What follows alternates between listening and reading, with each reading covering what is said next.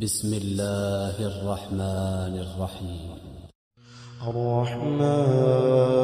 علم القرآن خلق الإنسان علمه البيان الشمس والقمر بحسبان والنجم والشجر يسجدان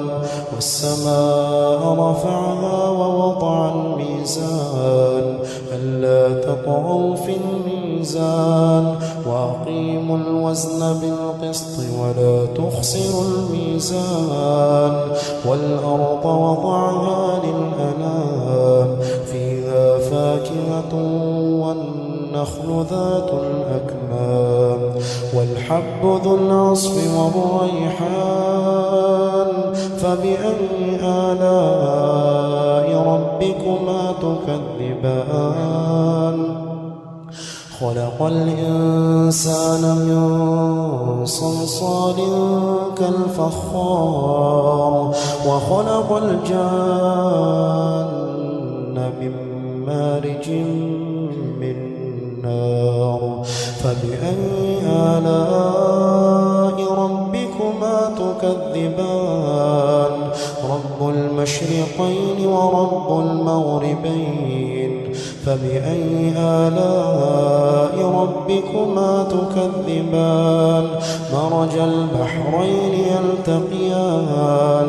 بينهما برزخ لا يبغيان فبأي آلاء ربكما تكذبان يخرج منهما اللؤلؤ والمرجان فبأي آلاء ربكما تكذبان وله الجوار المنشآت في البحر كالأعلام فبأي آلاء ربكما تكذبان كل من عليها فان ويبقى وجه ربك ذو الجلال والإكرام فبأي آلاء ربكما تكذبان يسأله من في السماوات والأرض كل يوم هو في شأن فبأي آلاء ربكما تكذبان سنفرغ لكم أيها الثقلان فبأي آلاء ربكما تكذبان يا معشر الجن والإنس إن استطعتم أن تنفضوا من أقطار السماوات والأرض فانفضوا لا تنفضون إلا بسلطان فبأي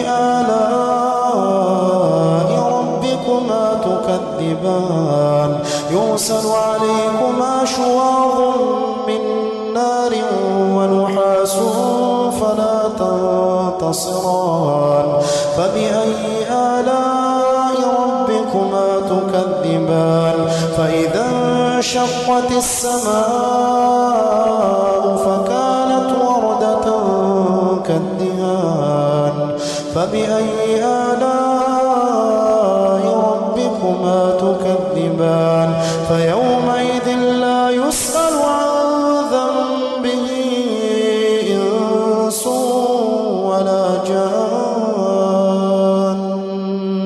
فبأي آلاء ربكما تكذبان يعرف المجرمون بسيماهم فيؤخذ بالنواصي والأقدام فبأي آلاء ربكما تكذبان هذه جهنم التي يكذب بها المجرمون يطوفون بينها وبين حميم آن فبأي آلاء ربكما تكذبان ولمن خاف مقام ربه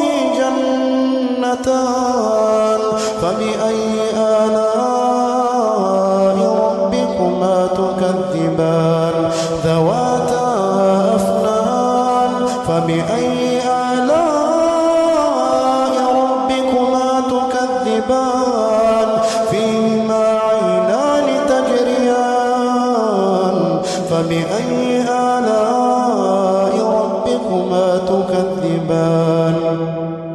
فيهما من كل فاكهة زوجان فبأي آلاء ربكما تكذبان متكئين على فرش بطائنها من استبرق وجنى الجنتين دان فبأي آلاء ربكما تكذبان فيهن قاصرات الطرف لم يطمثهن إنس قبلهم ولا جان